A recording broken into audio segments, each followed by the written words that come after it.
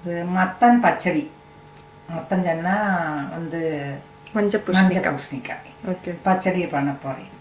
அதில் கட்டா மிட்டா பச்சடின்னு செலவா சொல்லுவாங்க. சரி. அது வந்துட்டு இந்த சக்கரை பூசணி சொல்லுவாளே அதை வந்து இப்படி நறுக்கி வச்சுக்கோங்க.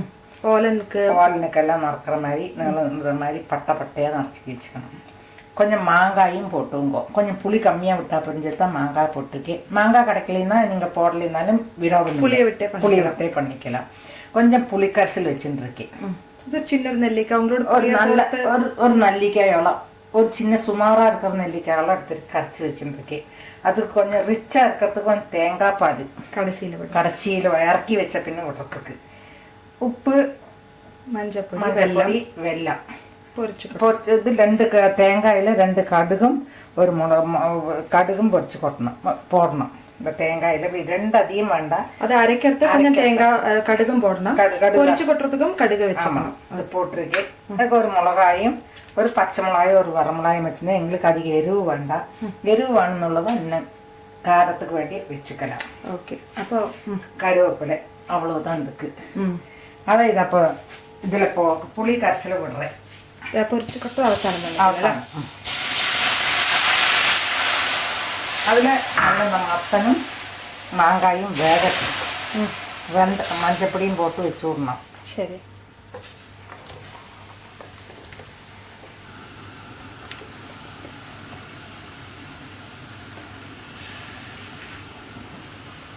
வெள்ளம் போறாக்கா அது முங்குற மாதிரி வெள்ளம் விட்டுருங்க.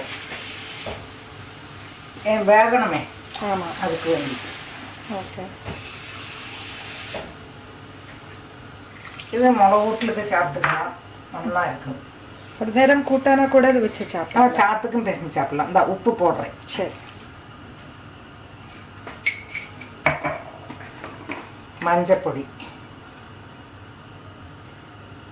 அது அதெல்லாம் பார்த்து போட்டுவோங்க. மஞ்சப்பொடி இதெல்லாம் ரொம்ப ஜாஸ்தி போடணும்னு இல்லை. வெல்லம்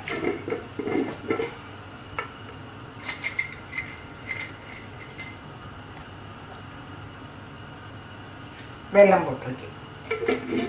மதுரவும் புளிப்பும் மெருவும் எல்லாமே இருக்கும். அதுக்காக கட்டா மிட்டா பச்சடின்னு சொல்லுவோம். அதுக்கு ஓகே நன்னா இருக்கும். சாத்துக்கு சப்பாத்திக்கு எல்லாத்துக்கும் தொட்டுக்க நல்லா இருக்கும். சாத்து கூட பிசைஞ்சு சாப்பிடலாம்.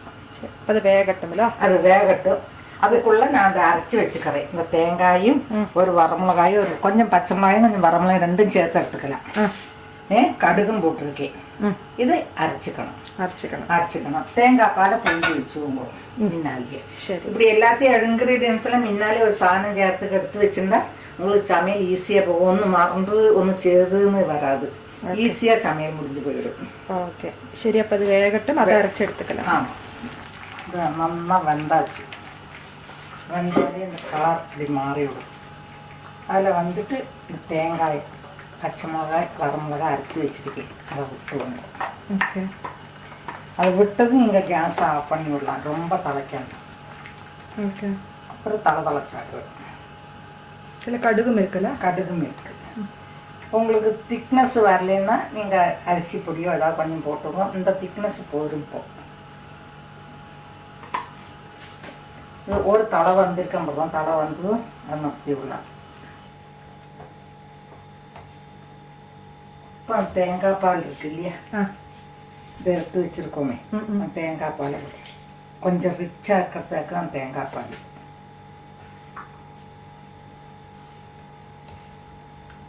இதுக்கு இனி தாளிச்சு போடணும். ஓகே. கருவேப்பிலை போடுறேன். இதுலேயும் கொஞ்சம் கருவேப்பிலை பச்சை கருவேப்பிலை போட்டுவோங்க. இனி தாளிச்சு போட்டணும். இதில் ஒழிச்சு வச்சிருக்கேன்.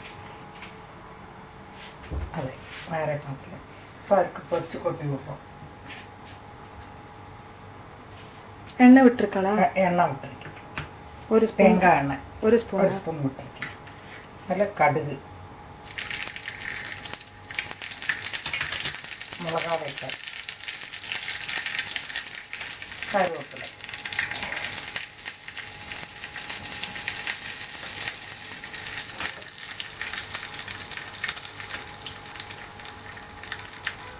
அதில் போடுறேன்.